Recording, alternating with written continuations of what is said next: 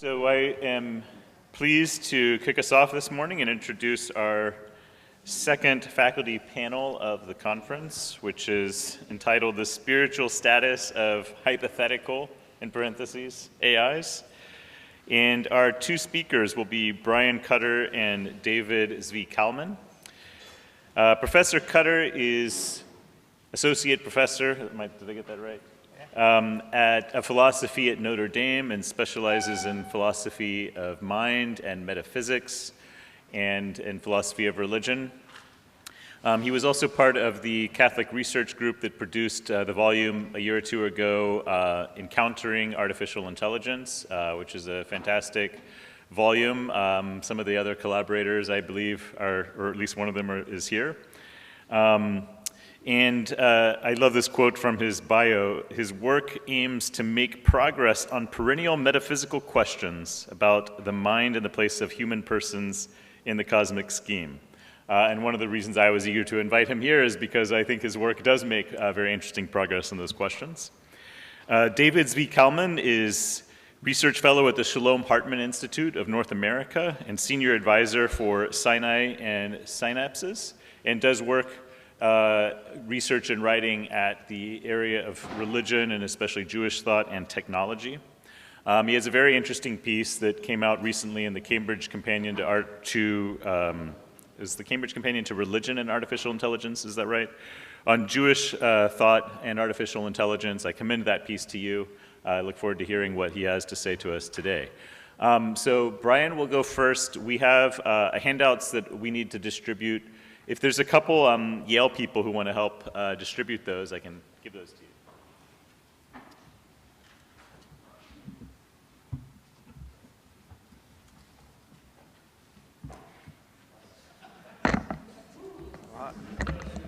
Service-oriented, thank you.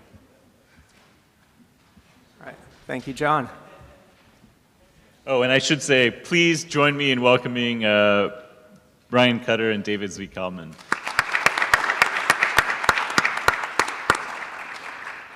Thank you. So my topic for today is AI consciousness, personhood, and ensoulment. My talk has three main goals. First of all, I'm going to argue that we should take seriously the hypothesis that future AI systems will be conscious. Secondly, I will argue that if future AI systems are conscious, which according to part one, that's a possibility we should take seriously, then very likely they will qualify as moral persons, that is, beings with at least the same high-grade moral status of a typical human being. Third, I'm going to go some way towards sorting out some of the relationships between questions of AI consciousness, AI personhood, and the more vexed question of AI ensoulment, whether we should expect future AI systems to be endowed with immaterial souls. And I will suggest somewhat more tentatively that if humans have immaterial souls and future AIs are conscious, then very likely future AIs will have immaterial souls as well. So let's get started with AI consciousness. So what I mean by consciousness is what philosophers call phenomenal consciousness, which is basically the same thing as just having subjective experiences, having a kind of first-person perspective on reality. So the classic definition from Thomas Nagel, something is conscious when there's something it's like to be that thing. So when we're asking whether an AI could be conscious, we're asking, for example, could an AI not just detect various wavelengths of light, but actually experience color? Could an AI not just process auditory signals and produce the appropriate behaviors in response, but actually experience the timbre of your voice subjectively? Not just detect damage to its robotic body and move away from the stimulus, but could it actually feel pain in addition? Could an AI not just calculate the optimal course of action, but have the conscious experience of thinking or reasoning through a problem? That's the target question at issue. First, we can ask, why does it matter? Why does it matter if future AI systems will be conscious? For some purposes, I think it does not matter. So with or without consciousness, an AI system might take our jobs, or advance scientific discovery, or spur economic growth, or turn us into paper clips. But for other purposes, the question of AI consciousness does matter. So here are two reasons to care whether future AI systems will be conscious. First, there are questions about the moral standing of the AI systems themselves. I would argue that if future AI systems are conscious, then it would be morally inappropriate to use them as mere tools for our purposes. In addition, there would be some moral constraints on how we could treat them. We would need to take their own interests into account because conscious beings have morally significant interests. In contrast, I would argue that if an AI system is not conscious, if the lights aren't on inside, then it is a mere thing, and it would not have morally significant interests that we would need that would constrain our actions. Second reason why it might matter whether future AI systems are conscious has to do with relationships that we might have with future AI systems. So it seems plausible to me that the value and the appropriateness of certain kinds of relationships with AI systems is going to be contingent on whether they are phenomenally conscious. So friendship is probably a good example. It's possible to have a friendship, or at least a simulacrum of a friendship, with a totally insentient chatbot.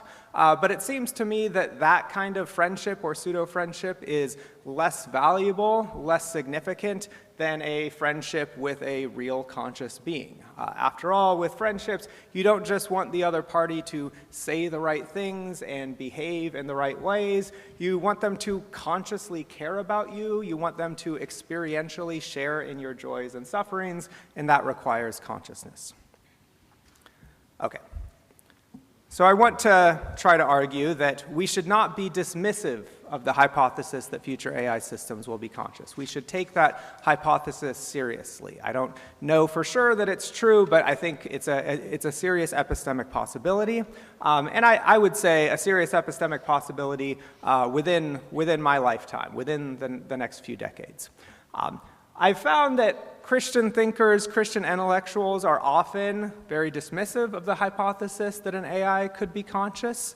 And when I probe them, often the reasoning seems to come down to something like the following line of thought. They'll say, look, the only reason why people would think that an AI system could be conscious is if they accept some maybe crude form of behaviorism about the mind, or else some kind of reductive computationalist view of consciousness, according to which all there is to being conscious is processing information in a certain kind of way. And then they'll suggest, hey, look, we're Christians, we're not materialists, we don't accept that nonsense.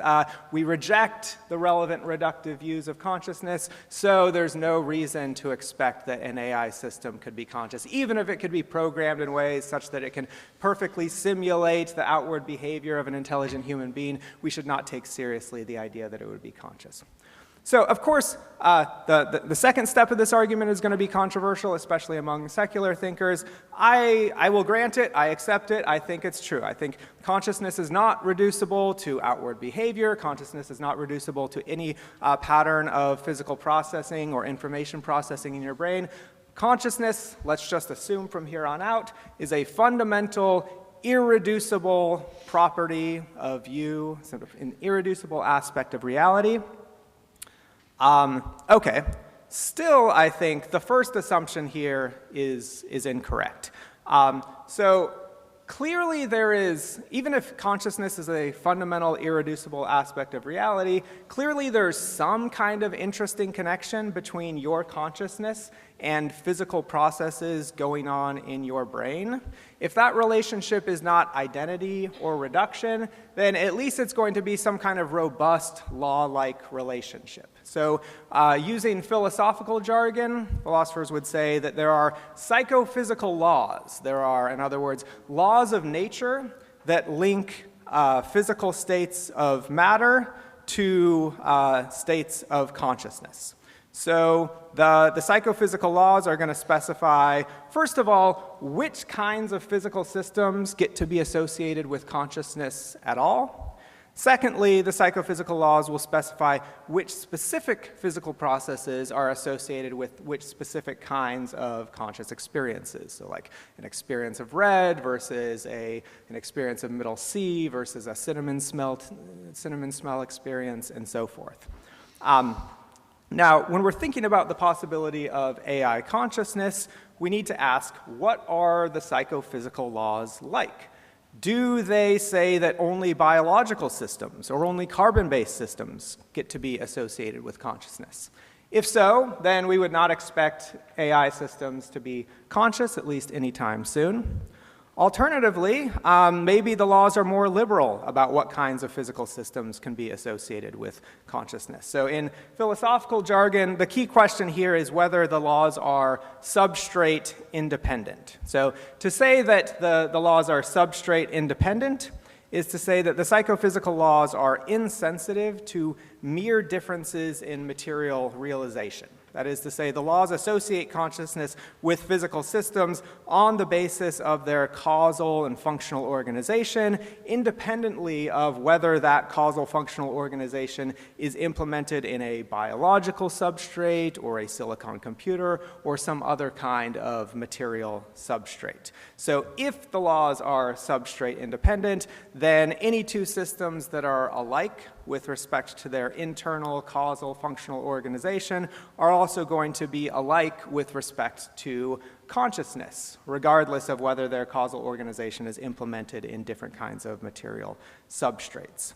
So if the laws are substrate independent, that would suggest that AI consciousness is at least possible in principle. That's because presumably it's possible in principle to duplicate the fine-grained causal structure of the brain in a digital computer, say by creating a very detailed brain simulation, simulating your brain activity down to the level of individual neurons and glial cells. So the result would be something with the same causal functional organization as your brain, but realized in a different kind of material substrate. So it would follow by definition that if the laws are substrate independent, that physical system would be associated with consciousness. So here in brief is my argument for taking seriously the hypothesis that AI consciousness, that future AI systems will be conscious. It's got two premises. First, we shouldn't be confident that the psychophysical laws aren't substrate independent. Second premise, if the psychophysical laws are substrate independent, then future AI models will be conscious. Therefore, we shouldn't be confident that future AI systems will lack consciousness. Why should we accept the first premise? Why should we think that? Why should we not be confident that psychophysical laws aren't substrate independent? There are a few motivations for this premise. First, most simple-mindedly, most flat-footedly, it's just not obvious why a biological or a carbon-based substrate would be required. As the usual rhetoric around this goes, like what's so magical about carbon that you couldn't get the same effect from silicon, for example? Secondly, I think it's arguable that substrate independence is at least the tacit view of common sense. I think this can be brought out by thought experiments involving encountering intelligent aliens with different kinds of biochemistry than us. So imagine we encounter some seemingly intelligent extraterrestrial life forms. So, they behave in seemingly intelligent ways. Maybe they have an advanced civilization with language and art and science and complex economies and so forth. We dissect some of them and we find that they have a nervous system that is loosely functionally analogous to ours. It's got various cells that process information in ways that are loosely analogous to the modes of information processing that go on within the human brain, but we find that they're made of very different kind of material. They have a very alien biochemistry. I think our natural reaction to this scenario would be not to dismiss the hypothesis that they are conscious. We would think probably they are conscious. They're just made of different kind of stuff than we are. Maybe we would not be as certain of their consciousness as we would be of the consciousness of our fellow humans, but we would certainly not be dismissive of the hypothesis that they are conscious. Third motivation for taking seriously substrate-independent laws. It seems to me that substrate-independent laws are likely to be simpler and therefore favored by Occam's razor, ceteris paribus. So the basic thought here is if you've got substrate-dependent laws, laws that are sensitive to the kind of material substrate that realizes the causal organization of a physical system, they're going to have to say something like, if a physical system A has so-and-so organization and B, that organization is realized in such and such kind of substrate, then it is associated with consciousness. But if you've got substrate-independent laws, you can simplify that law by dropping clause B. So substrate-independent laws are likely to be simpler and therefore more probable, ceteris paribus. Finally, there are a range of thought experiments that philosophers have given. David Chalmers talks about these a lot, involving like gradual replacement of your biological neurons with computer chips that play the same functional role. There's many variations on these thought experiments. In the interest of time, I'm not going to go through them, but I think at least some of these lend some modest support to the idea that the psychophysical laws would be substrate independent. Okay, let's turn to premise 2 of the argument, which says if the psychophysical laws are substrate independent, then future AI models will be conscious. So we've already seen that this is going to follow more or less by definition for AI systems that are perfectly functionally isomorphic to a human brain or a human body, just from the definition of substrate independence. Now, you might think it's pretty unlikely, at least in the relatively near term, that we will create AI systems that are perfectly functionally isomorphic to a human brain, where the way in which we're trying to create AGI systems is not by creating detailed neuron by neuron simulations of actual human brains. I don't think we're going to get there within the next few decades. However, even though perfect functional isomorphism is unrealistic as something we might achieve within the coming decades, it's also not required. The key point is that we ascribe consciousness to creatures that differ from us in many very specific behavioral and functional respects, provided we see the right kind of loose and abstract functional and behavioral similarities.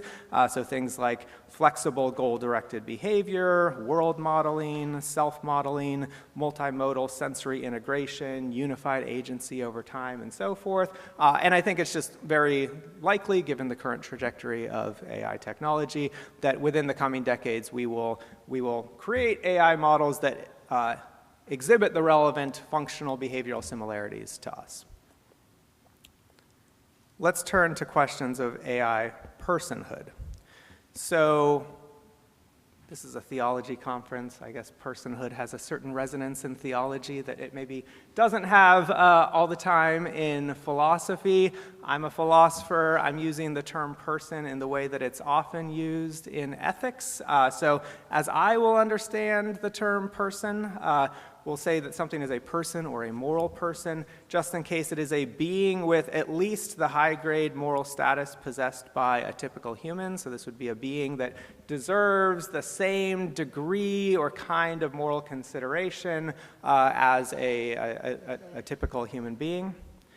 A few quick comments on the notion of personhood. So first of all, I would say it's very plausible. I think this should be generally accepted within theology as well, that being human is not strictly necessary for personhood. So in particular, there could be intelligent aliens that qualify as moral persons. There could be angels that qualify as moral persons, maybe divine persons, if that term is not used analogically there.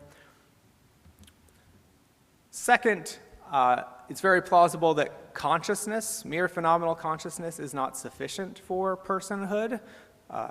Widely accepted view that I'll just take for granted is that there are some animals that are conscious but nonetheless fall short of moral personhood for one reason or another. Still, I'm going to argue that it's plausible that if future AI systems are conscious, then they will also qualify as moral persons. Here's the basic reason, the basic argument. Again, 2 premises. First, if future AIs are conscious, they will likely also have certain higher mental capacities, such as language use, reasoning, long-term planning, self-awareness, abstract thought, and so forth. Second, I want to suggest that the combination of consciousness plus those higher mental capacities is a sufficient condition for moral personhood. Therefore, if future AIs are conscious, they will likely be moral persons. Okay, so why accept the first premise? Why accept that if future AIs are conscious, then they will likely have the relevant higher mental capacities? The reasoning here is pretty straightforward. So first of all, it's very plausible that we will build AIs that reason or use language or engage in planning, at least in a functional behavioral sense of those mental terms. So in other words, roughly, they will function and behave as though they reason and use language and plan and so forth. Arguably, to some extent, we already have models that can do this, and we will have models in the future with even more robust capacities along these lines. Now you might say, okay, sure, but genuine reasoning, or at least reasoning in the sense that's plausibly relevant to whether something is a moral person, is more than that. It's not just a reductive functional behavioral thing. It requires, in addition, certain modes of consciousness. So in the case of reasoning, genuine reasoning of the kind relevant to moral status might involve a mode of consciousness wherein we phenomenally grasp propositions and the inferential connections among them. But I want to suggest that if we're dealing with AIs that are genuinely conscious, which is the assumption here, then we should expect them to have those relevant modes of consciousness. Why? Because we should expect them to have modes of consciousness that reflect their functioning, just as our modes of consciousness reflect our functioning. So the modes of consciousness we enjoy closely mirror, closely reflect, closely are tethered to the functional capacities of the brain. They're not just untethered from those. So in the same way, we should expect the modes of consciousness of any future conscious AIs to similarly reflect their functioning, in which case we would expect them to have the relevant modes of consciousness. Okay, second premise, the combination of consciousness and those higher mental capacities is sufficient for moral personhood. The reason I think this is just, I can't really come up with any counterexamples to this claim. I can't come up with any actual counterexamples of things that are conscious and have the relevant higher mental capacities, but that we wouldn't want to classify as moral persons. I can't even come up with hypothetical counterexamples to this claim, involving intelligent aliens or genetically engineered chimpanzees that are kind of like have augmented rational capacities. I think like in any conceivable case where you've got something that's conscious and has the relevant higher mental capacities, intuitively we would want to accord it a high degree of moral status, commensurate with moral personhood. I want to stave off a potential worry with this premise, which is the worry that conceptions of moral personhood that link personhood to higher mental capacities are apt to exclude certain human beings, like infants, maybe the unborn, maybe the severely mentally disabled, whom we might want to classify as moral persons. But I'll note that premise 2 here is entirely consistent with the classification of the relevant human beings as moral persons. Premise 2 does not say that the higher mental capacities are necessary for personhood, only that they, together with consciousness, are sufficient. So premise 2, as stated, is entirely neutral as to whether possession of the relevant higher mental capacities is also a necessary condition for personhood. Okay, let's turn to the question of AI ensoulment. And here I'll be much more brief and tentative. So here the question is whether we should expect future AI systems to possess immaterial souls. The concept of soul is a somewhat contested concept, understood differently within different philosophical and theological traditions.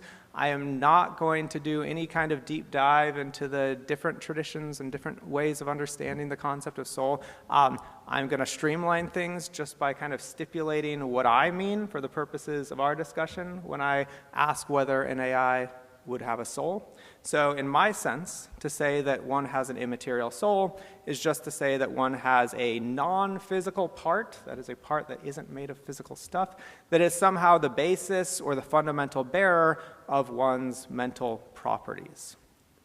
Okay, so I said at the outset, we're going to assume, for the sake of this discussion, a non-reductive view of consciousness, a view of consciousness according to which it is irreducible, fundamental, not reducible to any physical process or pattern of information processing.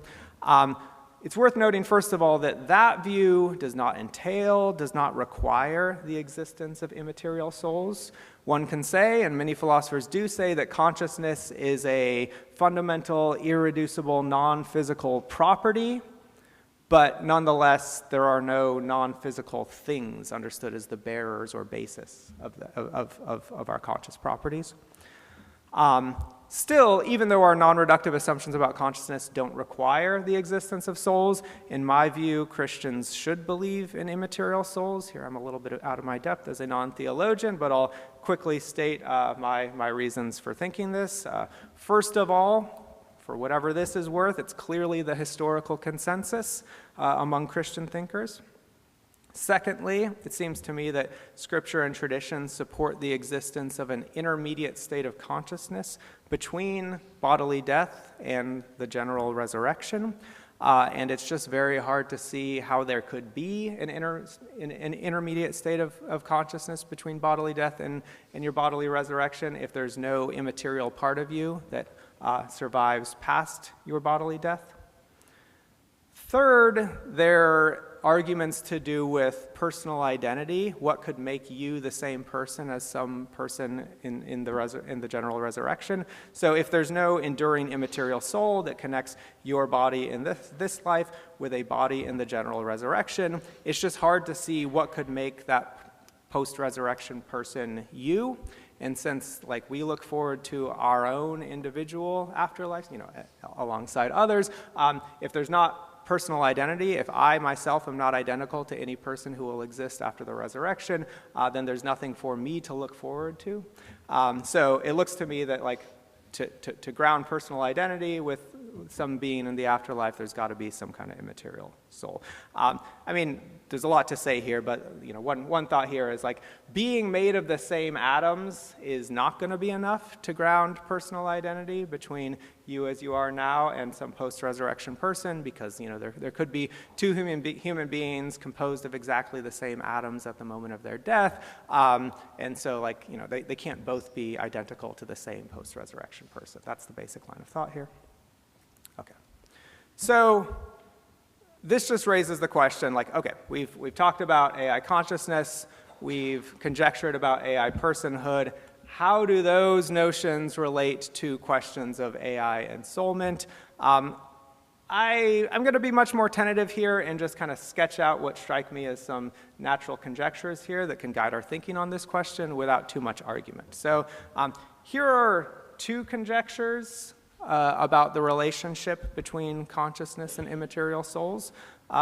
Strong conjecture says that whatever is conscious has an immaterial soul. There are a lot of philosophers who accept this. I myself find it natural and plausible. There's a weaker conjecture that we can rely on here because it's logically weaker. It's going to be less contentious, which is that whatever is conscious and is also a person has an immaterial soul. I'll just note briefly by way of concluding that given the arguments above, that weaker conjecture, to the extent that you find it plausible, would also suggest, given our arguments above, that future AIs, if conscious, will have immaterial souls. That would raise a number of very interesting questions. I'll just leave you with one without trying to answer it, which is if future AIs have immaterial souls, in addition to being conscious in persons, what would that imply about their spiritual status? What would that imply about the possibility of some kind of significant religious or spiritual communion with them? Those would be the questions that would naturally arise, which I will not try to answer here. Thank you.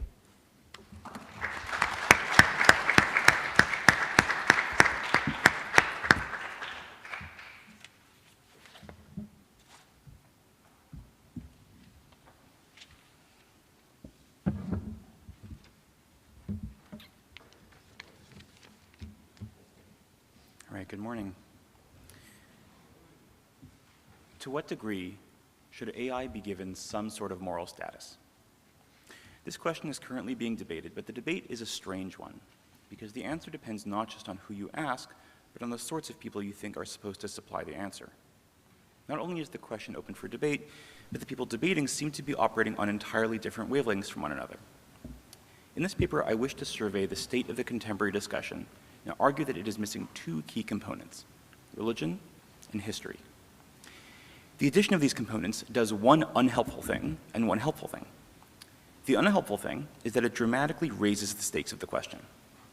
The helpful thing is that it suggests a mechanism by which the question can be resolved, and further suggests that not all religious traditions are going to resolve it in the same way.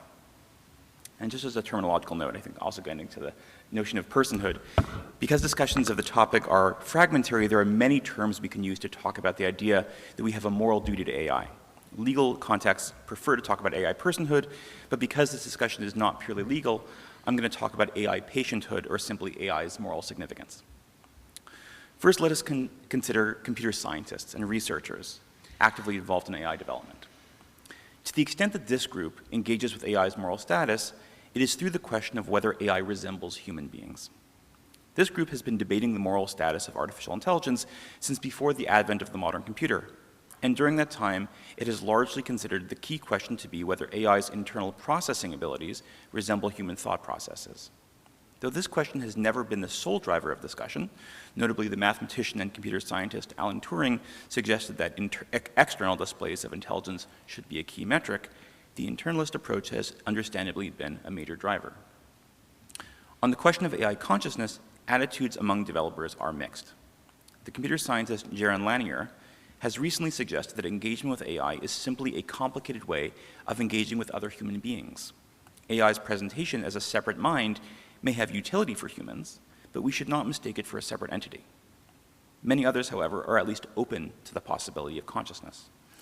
Geoffrey Hinton, a Nobel Prize-winning developer of artificial neural networks, has said that he is, quote, very confident that artificial intelligence is capable of thinking in much the same way that humans are capable of thinking, and has raised doubts about those who would categorically reject the possibility of AI sentience.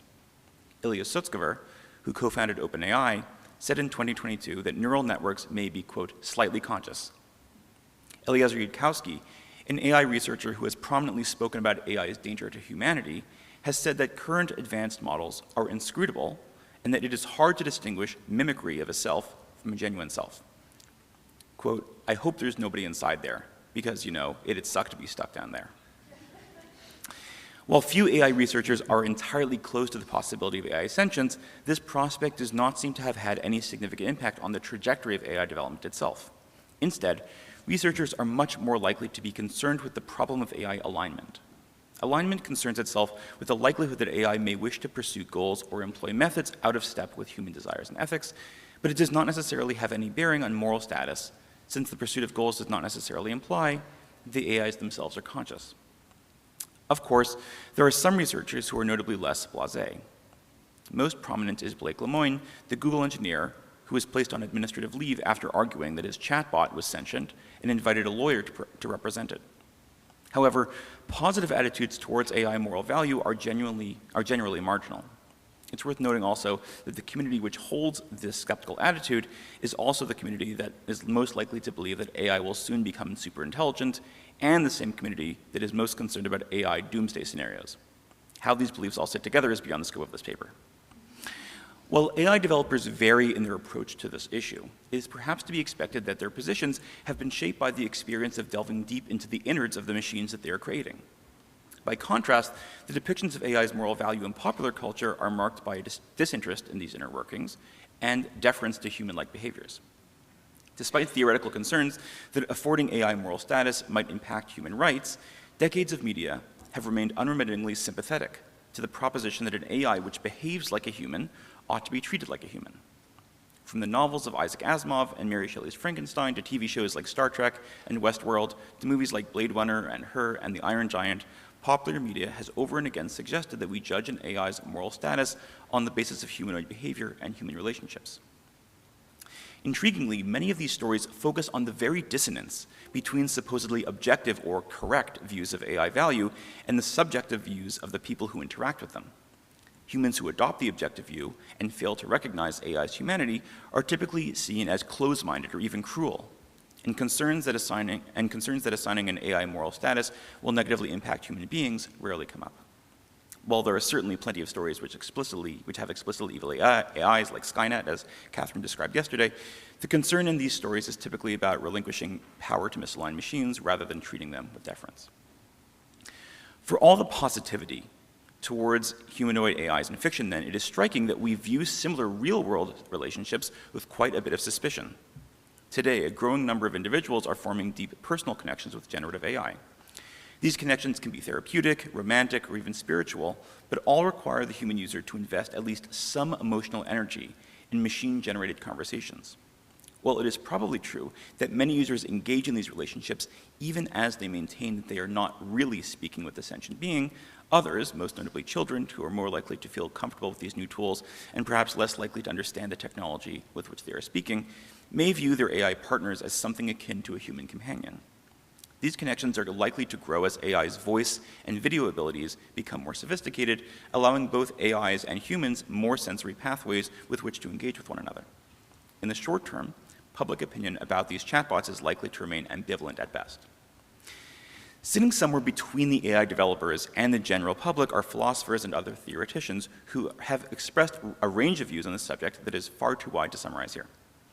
While there has often been a resistance to the idea that AI should be afforded a moral status, if they even have consciousness in the first place, there is a small but growing move towards the position that moral status should be largely connected to the appearance of sentience, a position that the philosopher John Danaher has called ethical behaviorism. This position has seen a boost in the last year, most prominently in a paper entitled Taking AI Welfare Seriously, published a few months ago. Unlike AI developers and unlike the public, the philosophical discussion of AI sentience typically includes other liminal entities as well. Animals, especially those which are demonstrably self-aware, are also being considered for potentially greater moral valuation, with some jurisdictions around the world already affording them upgraded rights. At the same time, the discussion of the human fetus continues to be debated as both a philosophical and a legal question, with the idea of fetal personhood being raised as both the expression of religious perspective and as a legal tactic to prevent abortions. In fact, these three discussions are not entirely separate.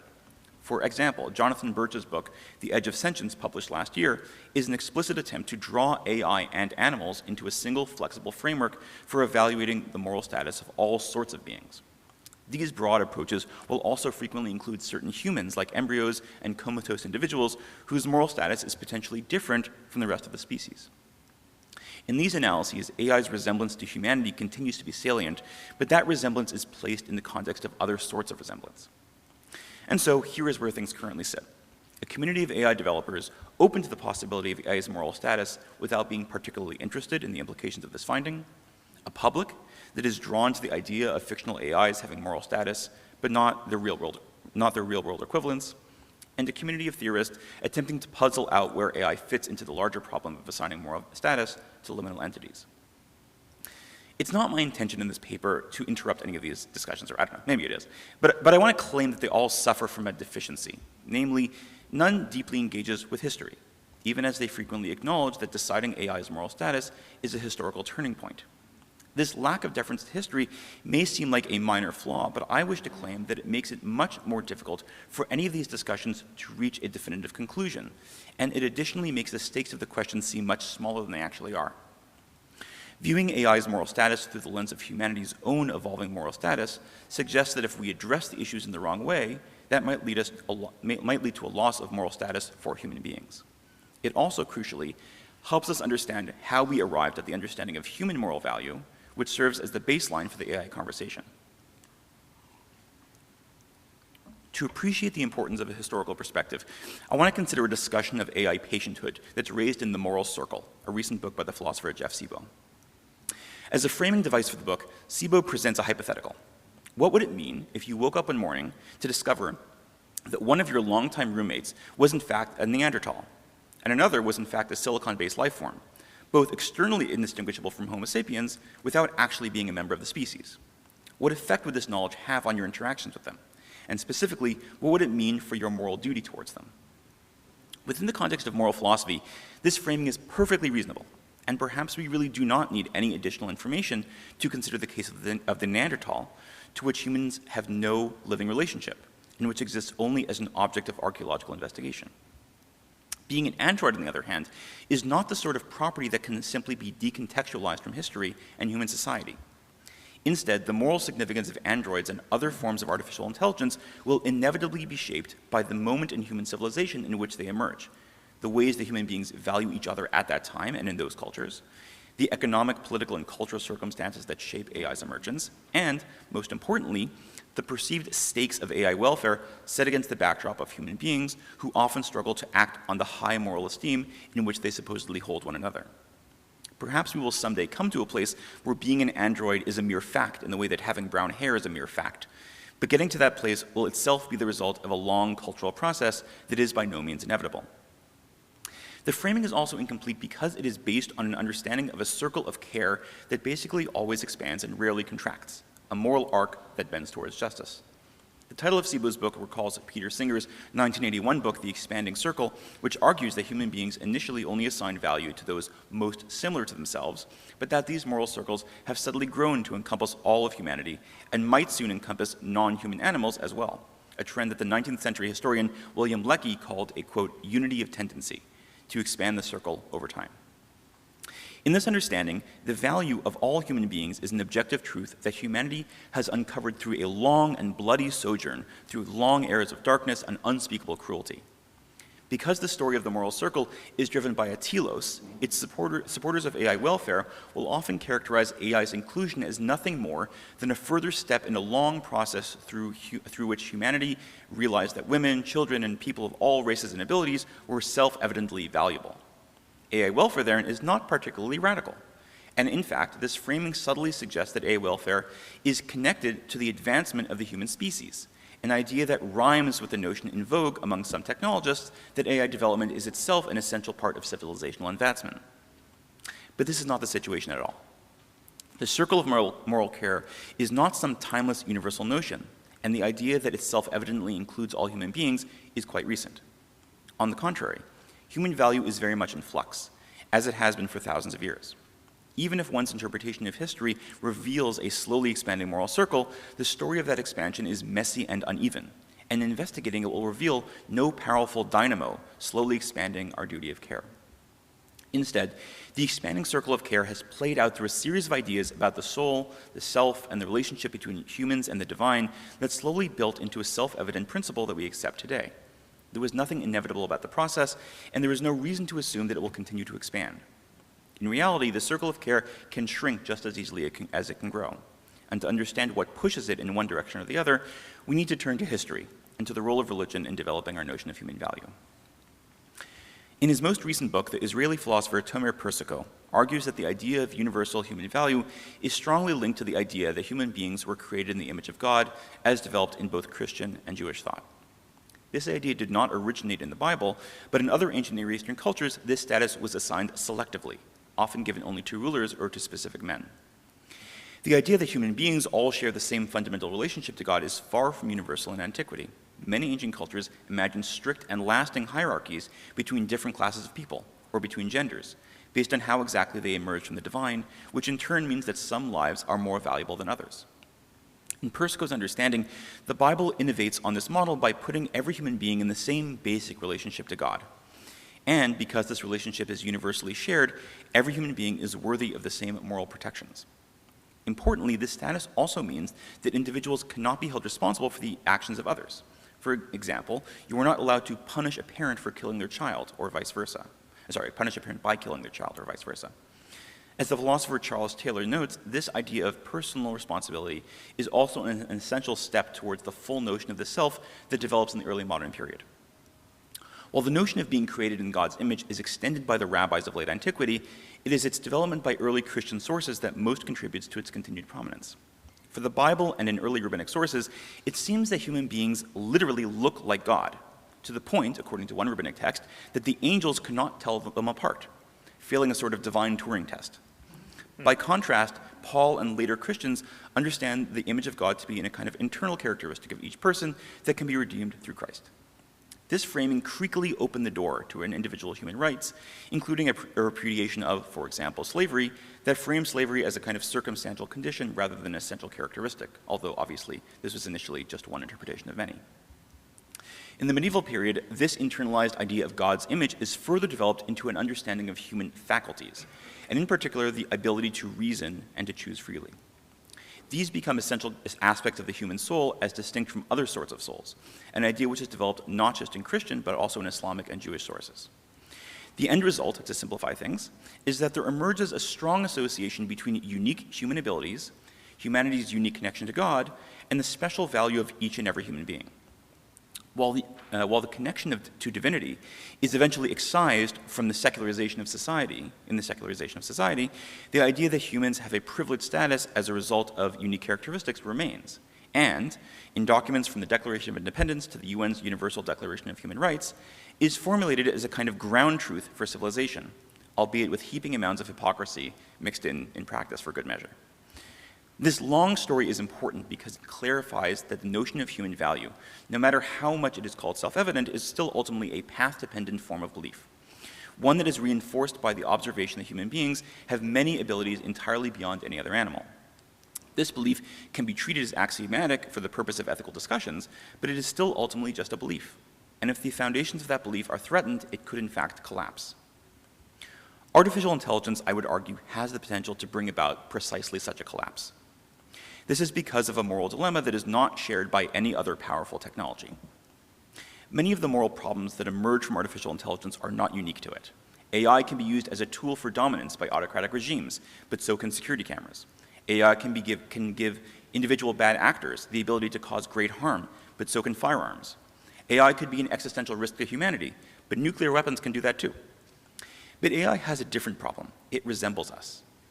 This resemblance is not an accident. It is the necessary outcome of how the technology is developed, and it is the key reason for its success.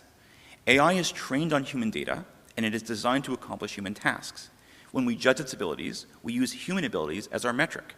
When we train it to be ethical, we train it on human ethical principles.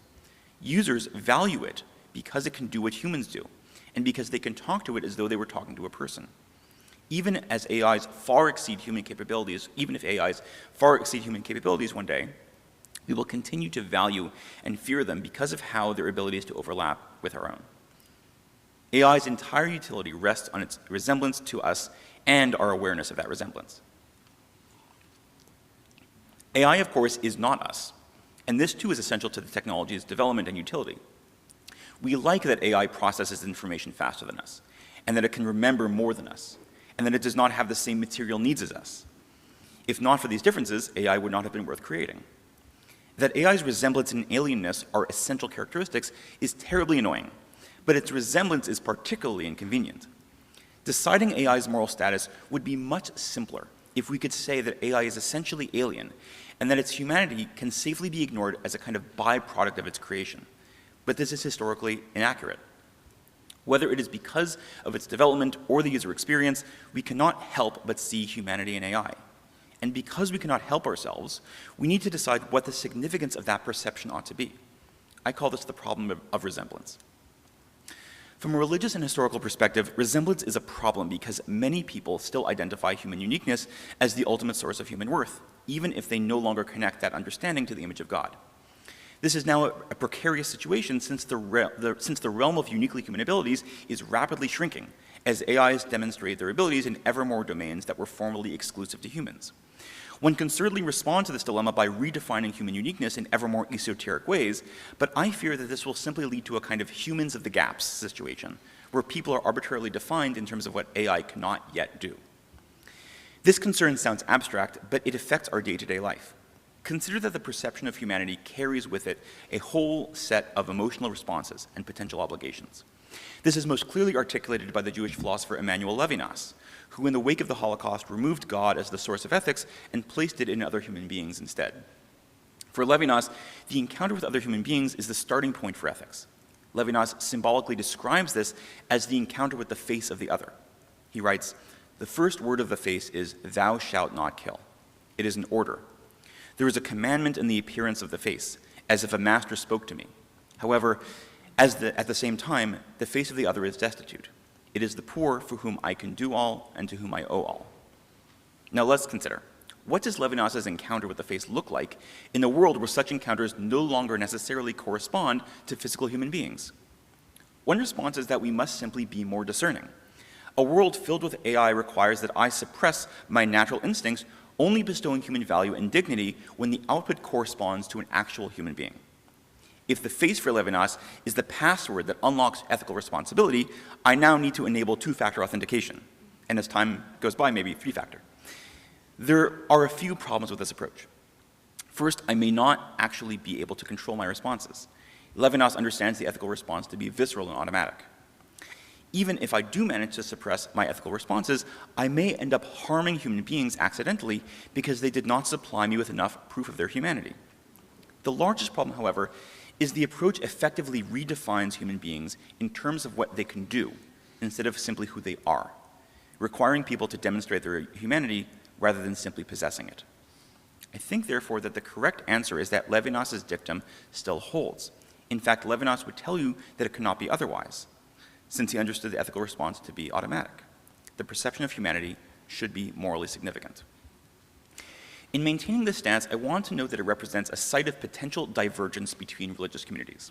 I actually think this is really exciting because it suggests that religious responses to AI are becoming sufficiently substantive that they can actually support differences of opinion. In 2019, the Ethics and Religious Liberty Commission of the Southern Baptist Convention released the first statement by a religious group on the status of AI.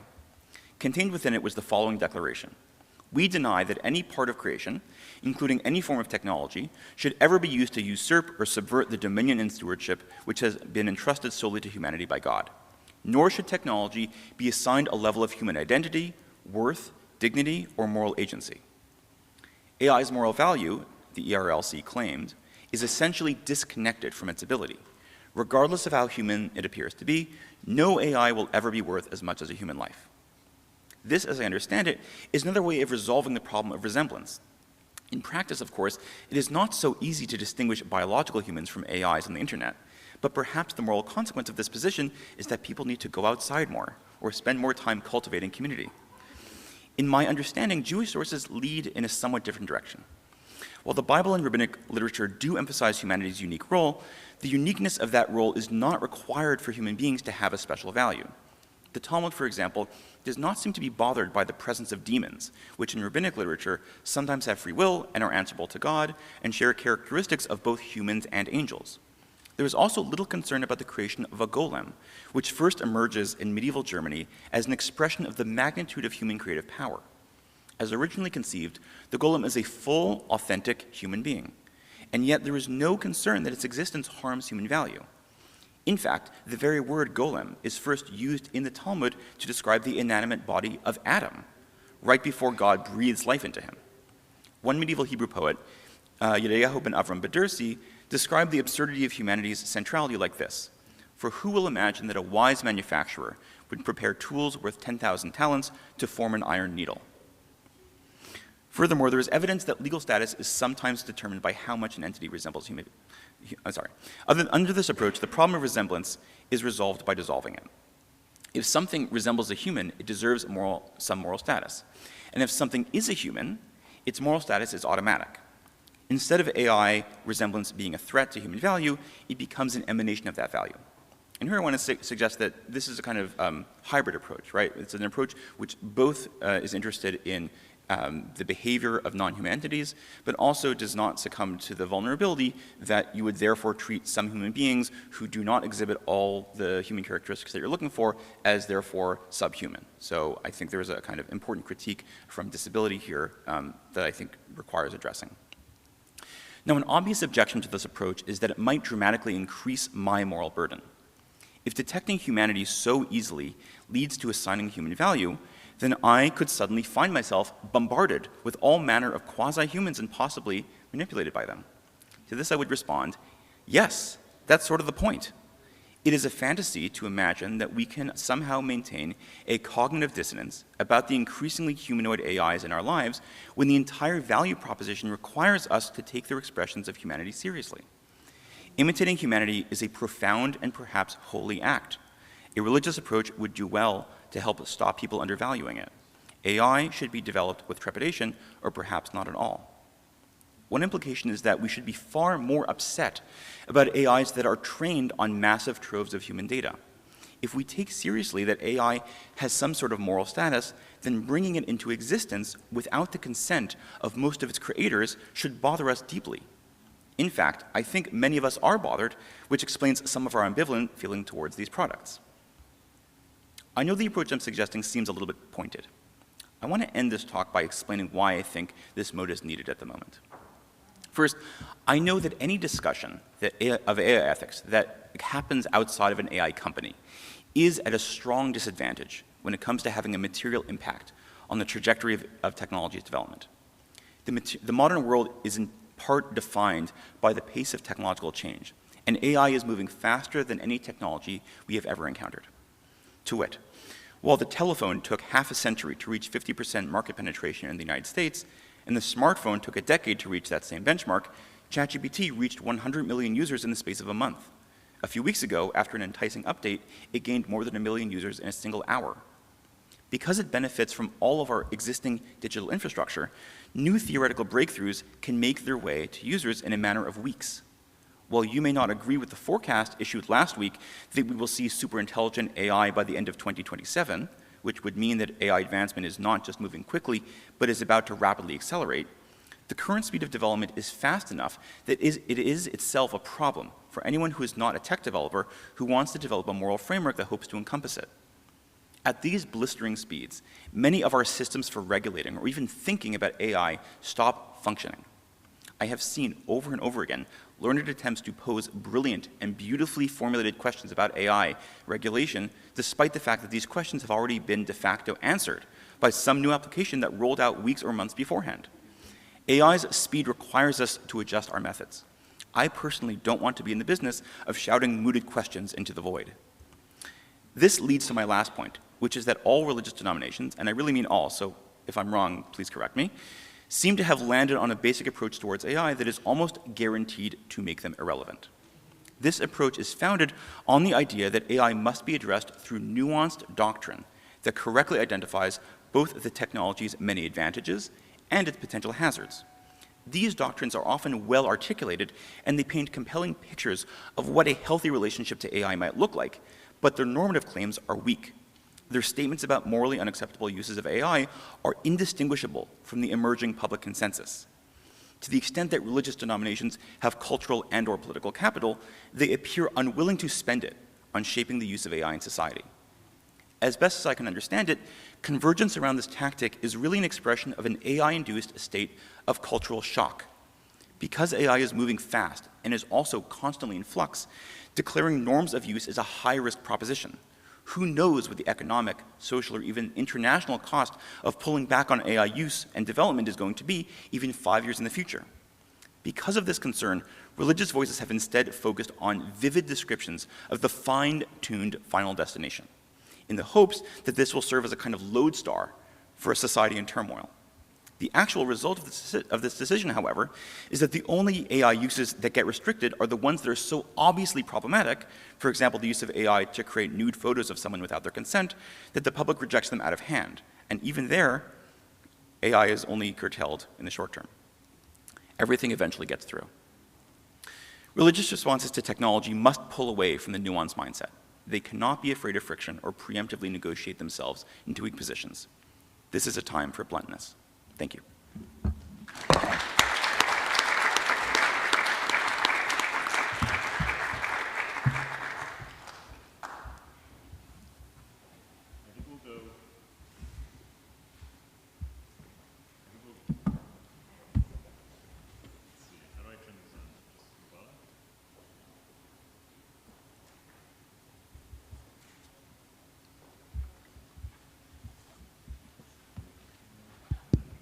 This one, I think, is Fiona. Is this on? This was on. Isn't there a switch in the back?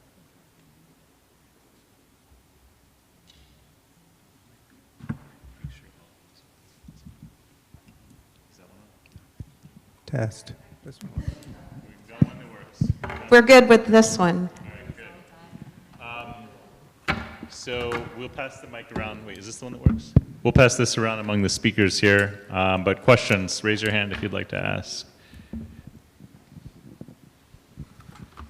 Thanks. I have a question for Brian, a kind of chicken and egg question about the soul and consciousness. Because at the end of the paper, you conclude that if something has consciousness, then that is conscious, then probably it has a soul.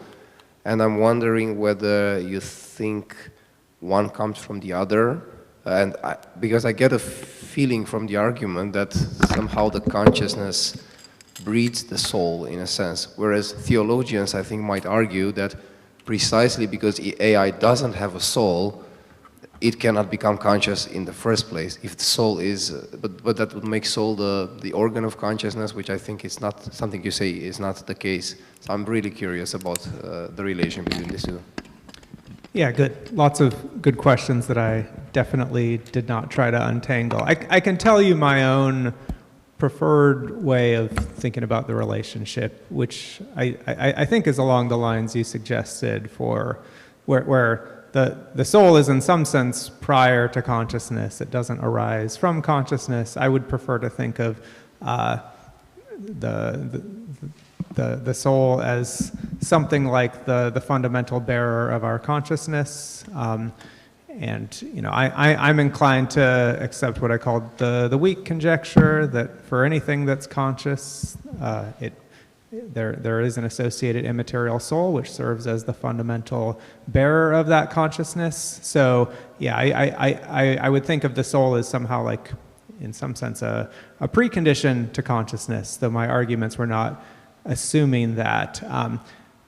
As to how that connects with the AI consciousness hypothesis, I think I would just want to, so, you know, if you think there are immaterial souls, then there are questions about, you know, under what conditions does a physical system in the material world get to be associated with an immaterial soul?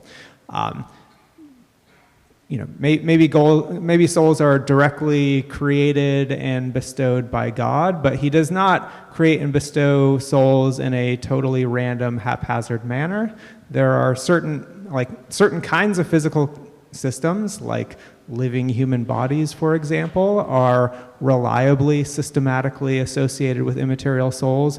Other kinds of physical systems, like chairs, are reliably, systematically not associated with immaterial souls. So there would be a question here, kind of analogous to our psychophysical laws, something that might be called like ensoulment laws. Maybe these are like God's policies for under what physical, like what physical conditions does a material system need to meet in order to be associated with an immaterial soul. Anyone who believes in immaterial souls and thinks that they aren't just like randomly, haphazardly distributed across material systems believes that there are something that could be called ensoulment laws, like conditions such that reliably, when a physical system meets these conditions, then it gets to be associated with an immaterial soul. And so then the question would just be, could a computer satisfy the relevant conditions? There would be the same kind of dialectic around like whether those conditions are substrate sensitive or whether they're substrate independent. And I think all the arguments I gave for thinking that the psychophysical laws are substrate independent would also be arguments for taking seriously the hypothesis that the ensoulment laws would be substrate independent. That's how I think about it. Before we go to this next question here, I just want to invite our speakers to be thinking about whether you have a question for one another. No pressure, but I'll give you an opportunity for that in a moment. But yeah. Good morning. Thank you so much for your talk. I think this question is for Brian, but either of you can answer if it resonates. So I'm actually really compelled by the idea of AI developing consciousness. I'm pretty compelled by the personhood dimensions of the work. I'm not so sure about ensoulment, but I like your argument. My question is, as you're raising this kind of awareness for us, in the event that everything you're presenting happens, are you seeing any elements of human beings that are still different from AI beings if they evolve into everything you presented today? Or are you seeing that there will be this kind of undetectable nature, which perhaps goes to your talk when you were talking about if you wake up with a roommate who is a fully conscious AI being? So I'm just interested in if we take everything you've said to be very feasible and plausible, do you still have space in your research for anything being unique to biological human beings? Yeah, great question. So, short answer, I'm not sure. I mean, first of all, I should say, all of this is stuff. I'm suggesting we should take seriously the hypothesis that future AIs will be conscious and so forth. I'm certainly not confident that they will be, but it's something that I think should be on the table. So conditional on them being conscious and persons and so forth, would there be any interesting distinctive human features remaining? So I think maybe not, in which case I think the situation would be analogous to one in which we just encountered some extraterrestrial rational species where, that is maybe as intelligent or more intelligent than us, in which case it's like, okay, well, we used to distinguish ourselves from non-human animals by way of our intelligence or our reason, but now there are other beings on the scene that have those capacities too, so we at least can't point to those things as distinctive human features. And I just think that might just be a situation we can learn to live with. Just like I don't think there's anything really special about me in particular, but I still have some value, even though there's no feature of me that really distinguishes me in a morally significant way from other people. Maybe that could be true of the human race in general. But one potential candidate for a distinctive feature would be something to do with free will. So if as I'm inclined to think, free will is incompatible with determinism, there's at least a natural line of thought for thinking like an AI system, at least if it operates in anything like the way current AI systems operate, they're going to be deterministic systems. So maybe they can think, maybe they can reason, maybe they're conscious, but their output is going to be a deterministic function of their inputs together with their internal states. I wouldn't say that deprives them of a high degree of moral status, but it might leave us with some kind of interesting feature that separates us from them. I would only add, I think it's an important question. I think it's a strange time to be asking it. It's a strange time because the rapid pace of AI development, and also the fact that there is such a wide range of projections about exactly how far AI development will go, ranging from, not much farther than it's already gone to incredibly far, makes it difficult to be able to state definitively what will remain in the realm of unique human characteristics. So if we're trying to develop moral perspectives, I think as a kind of hedge, it is easiest to say there will not remain anything unique, simply because that allows for the greatest chances of being correct. I think that situation may change in the next 3, 5, 10 years as we achieve some more stable state around what exactly AI is capable of and what human beings are capable of. But I think at the moment, it is easiest to imagine that that is not a kind of safe harbor. Let me give you guys an opportunity to ask questions of one another if you so desire. Yeah, so I had a question, I think connected to Marius's presentation yesterday, actually. We suggested that it's possible that human beings exist in a kind of Goldilocks zone, in which a kind of relationship to God is possible. And I know that people have made the argument that human consciousness from an evolutionary perspective it exists because of the particular pressures on humanity, but is not necessarily a kind of necessary characteristic of beings that achieve certain levels of certain mental faculties or states of intelligence, and that it's possible that beings that are significantly more intelligent than human beings may actually not be conscious. So I'm curious what you think about the possibility that there isn't kind of like a linear progression in terms of intelligence and its relationship to consciousness. Good. So in one way, I agree that there's certainly no conceptually necessary connection between having arbitrarily high degrees of intelligence and being conscious. There might not even be like a nomological connection. It might be possible, given the actual laws of nature, to have arbitrarily high levels of intelligence without consciousness. what I would look for in future AI models that would convince me that they are more likely to be conscious is not just high degrees of intelligence in a behavioral sense where they can accomplish all the tasks that we can better, faster, and so forth, but also that we can look under the hood and find that the patterns of information processing going on within them that lead to those sorts of outputs are at least loosely and abstractly similar to the patterns of information processing within the brain that are known to be correlated with consciousness in our case.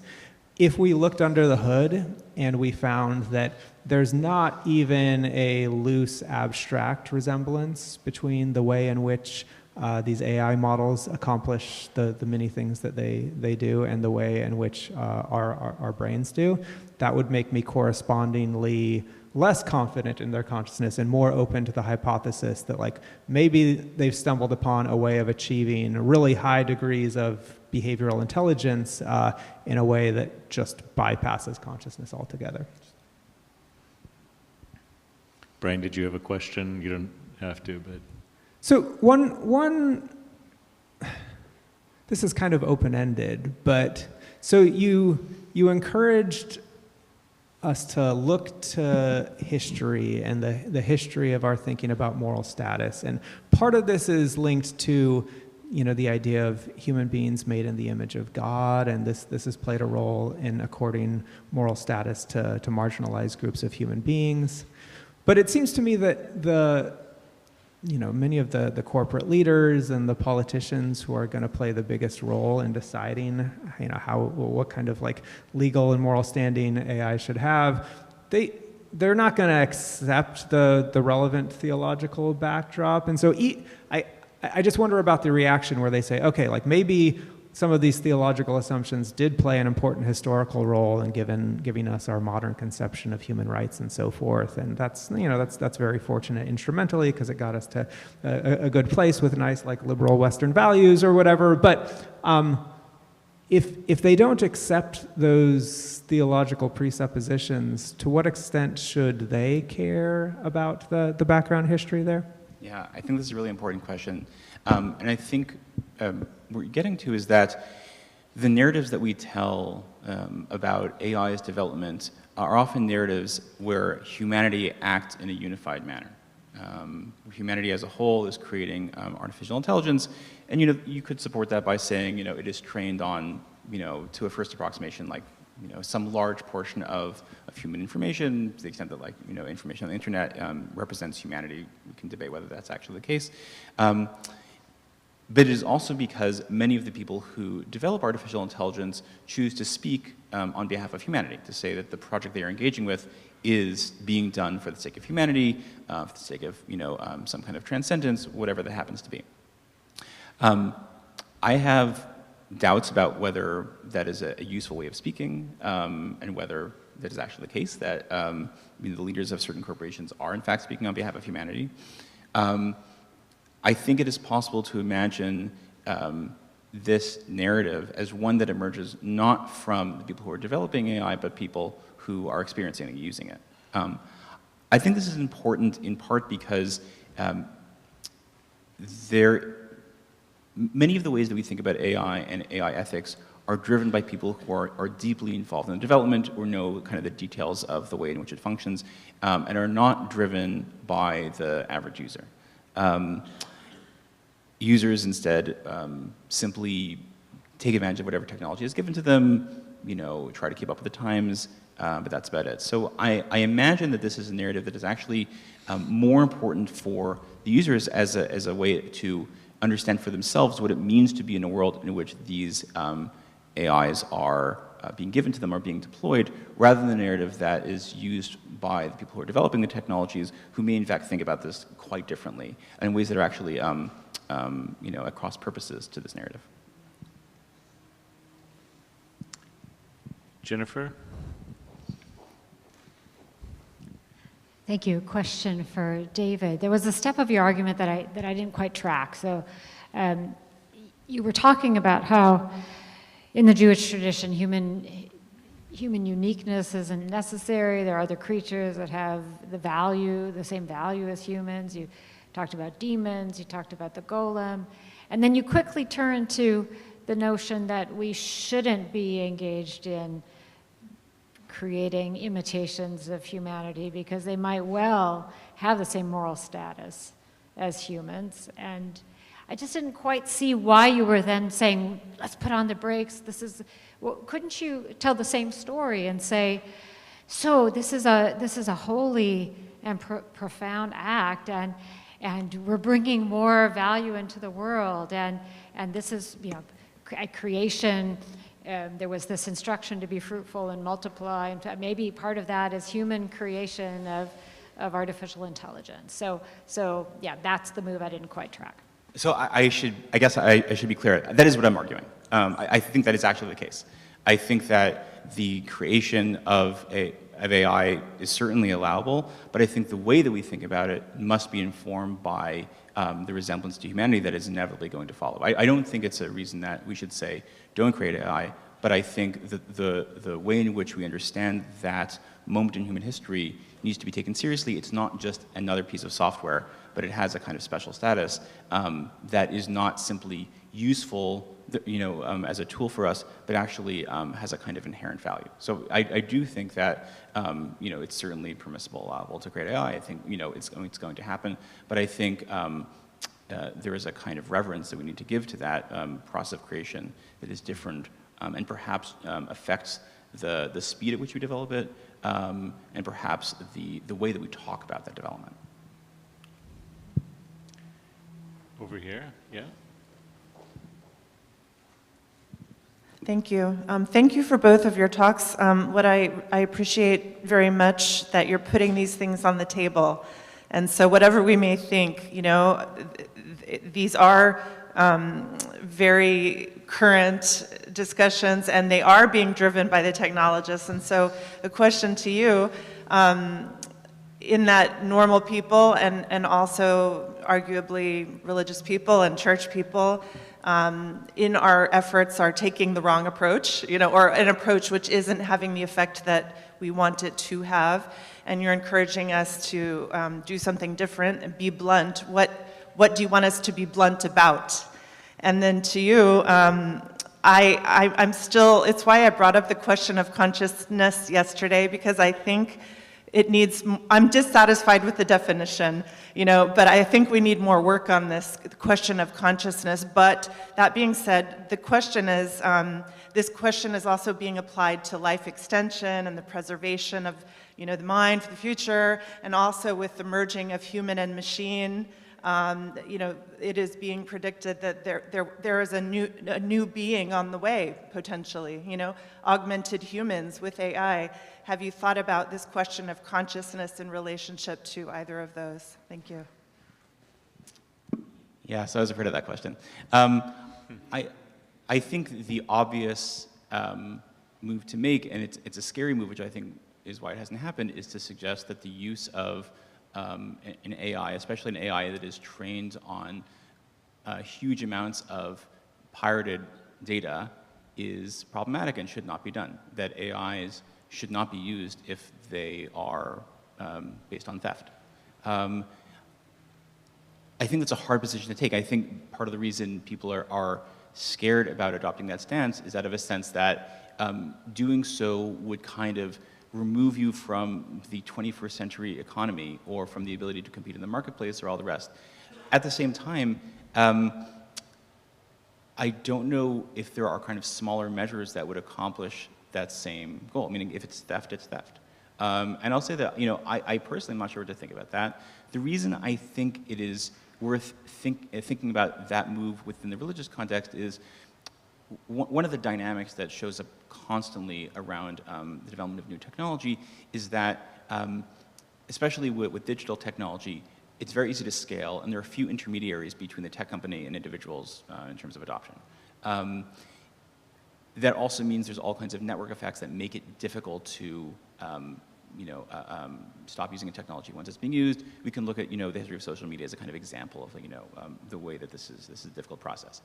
you can imagine religious institutions serving as a way to kind of like soften the blow of whatever kind of normative move is made around the use of a particular technology to make it more acceptable or more okay to use technology in certain settings. The other thing you could imagine is that to use an AI that is trained on vast amounts of data that has been taken without the consent of the creators requires much stronger efforts to give back something to the creators who may lose their jobs as a result of that process. That the process of creating AI can't be separated from the moral fallout that comes as a result of the development of that system. I think that's important because I see many people who actively develop AI. It's not that they're uninterested in the moral problems, but they see the moral problems as kind of a problem that will inevitably be resolved by somebody else. It's not their job, it's someone else's job. And I think imagining it as being an essential part of the process of creating these systems would be another way to kind of remedy the situation. So I'll speak briefly to the question of, so you asked about life extension and augmentation and some of these kind of transhumanist visions. And so I think there is some relevance, like my arguments do have some relevance to these questions. So, one thought about how to achieve radical life extension is, well, we ultimately want to like get out of these vulnerable meat suits because, these are death traps. And so the thought would be maybe we can transfer the data in our brain onto a digital format. Maybe if you can kind of like scan the brain and then encode all the information about like the exact synaptic weights of, every connection in the brain, then you can run a brain simulation in a computer and you can go on to achieve some form of digital immortality.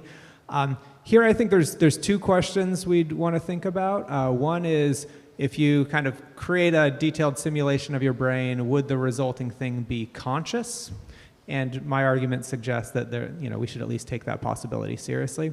The second question, if it's like you who want to achieve immortality, you also want to ask whether the resulting being would be you. So maybe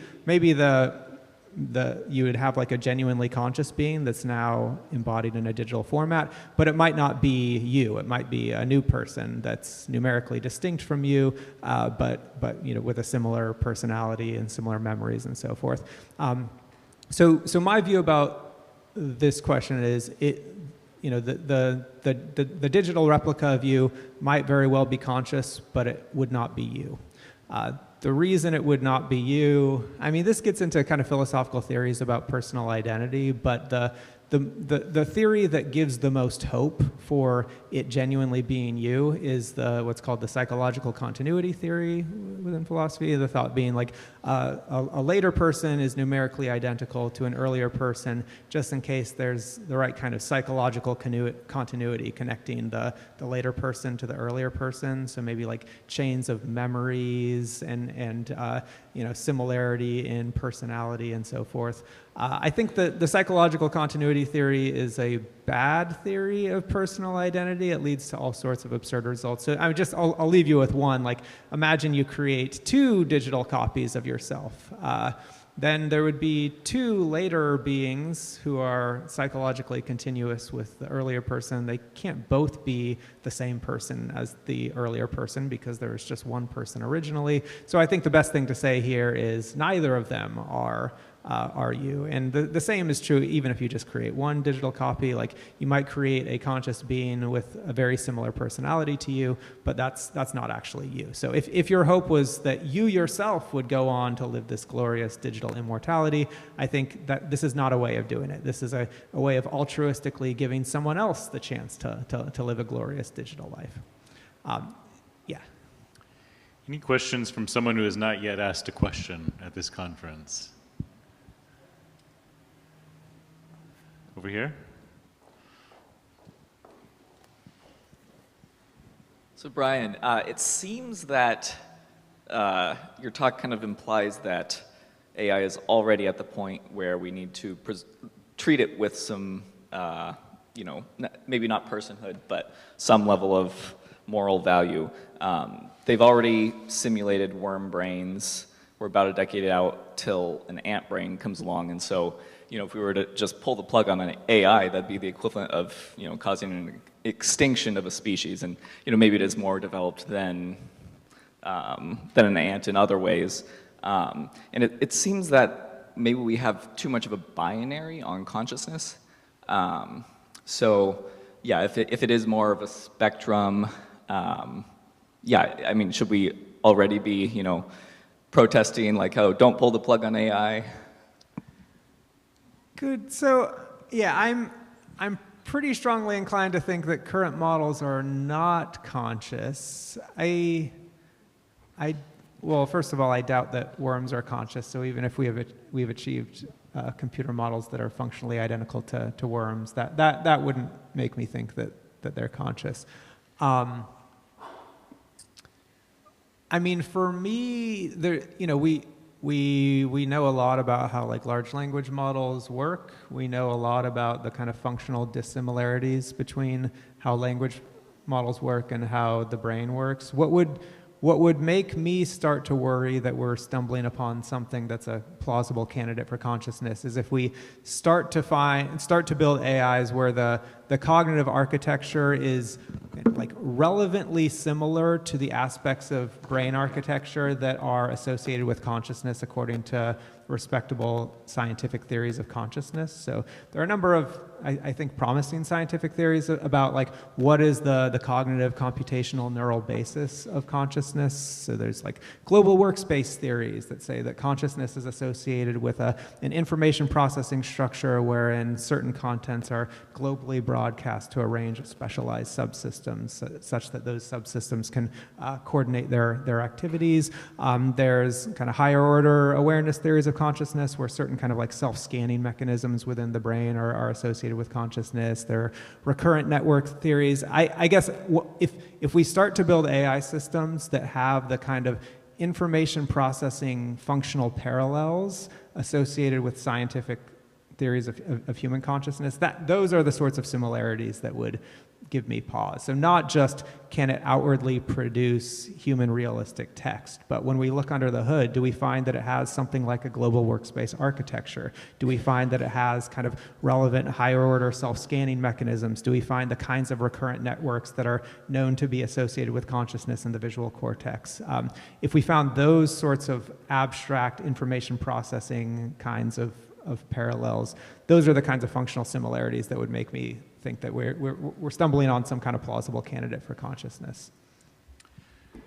Before we thank our speakers, while I have the mic, I think it's the last time I have it, I just want to thank Jennifer Hurt for her planning of this conference and say a word about that.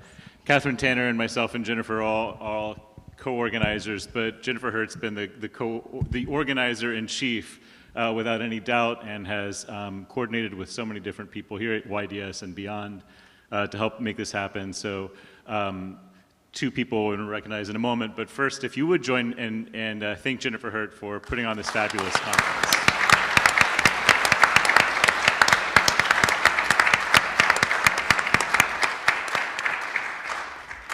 And now, thank you for this extremely provocative panel, and join me in thanking our speakers.